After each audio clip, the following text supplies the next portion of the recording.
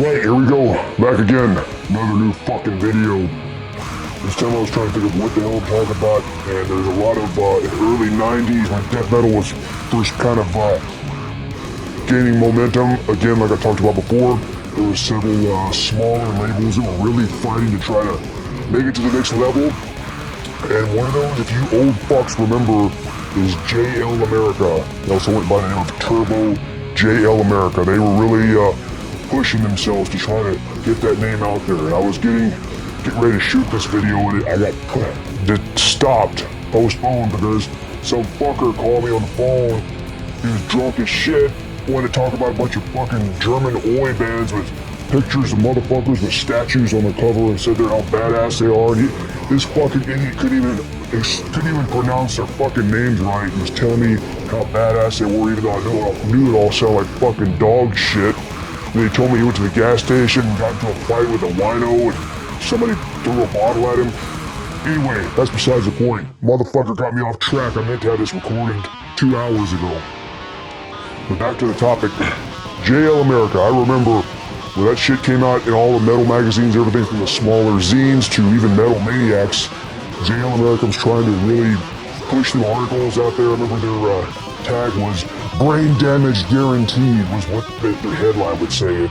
They released some cool shit. It was basically based in Indiana, started in 1991, then folded in 1994. And they did their own releases and also did a lot of European reissues as well. That's actually in 92 or 91, I can't remember when I first heard Immortal, because they had reissued that. But they put out a lot of cool stuff. They reissued Impaled Nazarene, Disastrous MurMur, which those bands were originally on Osmos, or they were on Osmos, but they got licensed through JL America. They released a lot of cool shit.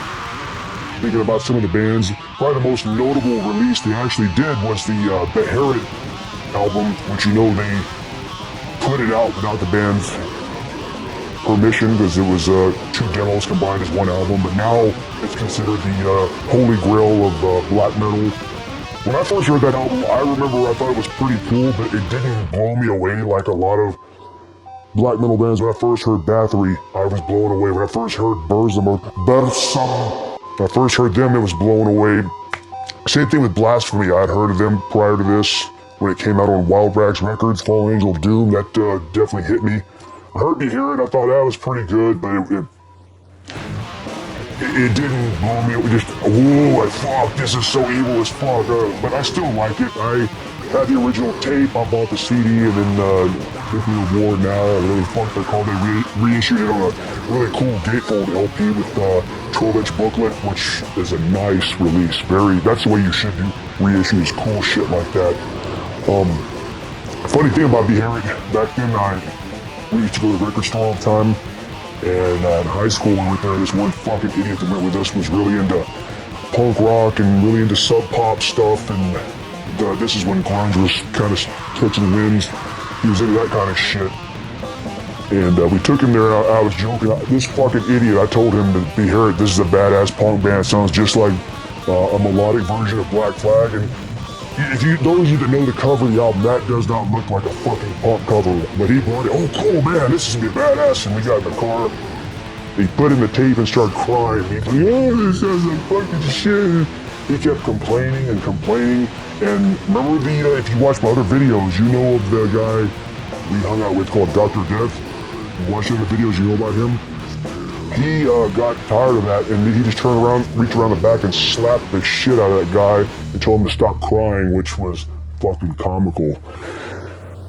Getting off subject, but that was my Beherit story.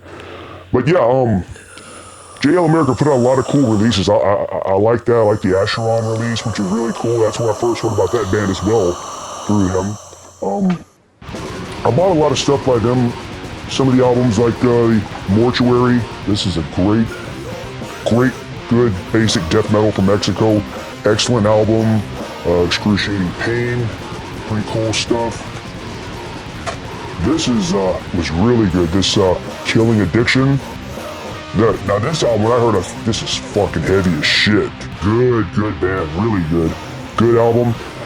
Since then, I know they'd put out another release, or maybe 2 other ones besides this, and I didn't really care for them. It sounded more like they were trying to get more technical. But this shit here, this is a fucking brutal ass album. If you don't have it, I highly recommend it. Other cool releases they did was the Organic Infest, Puerto Rico. Good, death grinding, just heavy fucking shit. Good album right here. So I first heard that from them. They did put out the Goat Lord albums. For me, Goat Lord, I know a lot of people really like this band. This one, the other release, I bought this and I didn't think it was very good. I thought it sounded like fucking dog shit. I tried to listen to it again and it's good. It's okay, but not my favorite. They licensed and reissued the Impaled Nazarene with just a blackened cover, not the original artwork. But this is when I first heard Impaled Nazarene through this when it came out. And what's interesting, one of the bands, Deteriorate, that they released, this is actually a reissue that came out. When it first was released, I remember seeing this cover. I thought it looked like fucking trash. And I did not buy this just because the cover looked like crap. Because you know back then, a lot of times you would judge, if you didn't hear a compilation or something, you would judge by a band or album by the cover. But I did actually had already heard Deteriorate before that. If you've seen my other video about death metal compilations, I did hear them on one of the Gore Mordant compilations, I think it was, or Beheaded Cadaver, one of those comps. I'd heard them, they sounded good.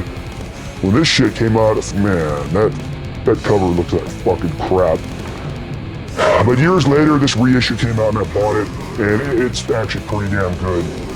And looking back on it, the cover is not that bad. But the reissue's pretty cool. Got a nice little booklet with liner notes, double disc. It's got all their demos on it. Definitely worth purchasing. But back then I didn't get it. But overall, they put out some cool shit. I think the guy ran it, Kevin Leroy or some shit like that. I don't know. Oh, sorry, Kevin or Keith. I think it's Keith Leroy. Based in Indiana. That's where the label was from 91 to 94. Defunct. But they did, there for a while, they were really trying. They were putting big full-page ads in magazines and trying to get it out there.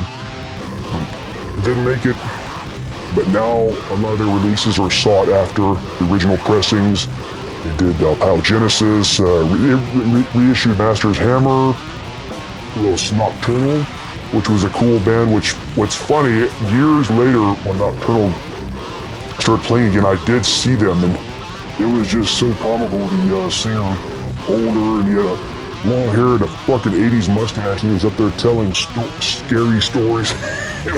This is quote unquote, he said, "This next song is about a night that scared the shit out of me." And when he started playing the song, it sounded so fucking retarded, but it was hilarious.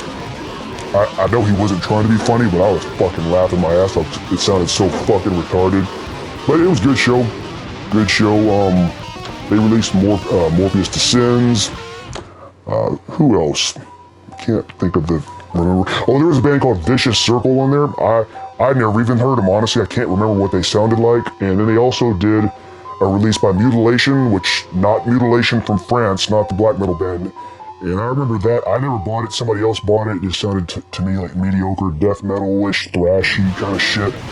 But again, that's years ago. They're going back to 92 or something when I first heard that. So I don't know. Maybe if I hear it now, it might be pretty cool. But anybody remember JL America? What was your favorite release? Did you like the label?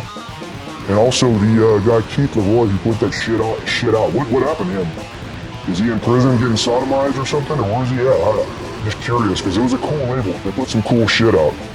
Alright, anyway, be on the lookout. I'm gonna try to start putting these fucking videos out once a week at least. Unless something fucked up happens, but try to get it on a regular basis and putting out new shit. Anyway, other than that, take care. No, don't take care. Go fuck yourself.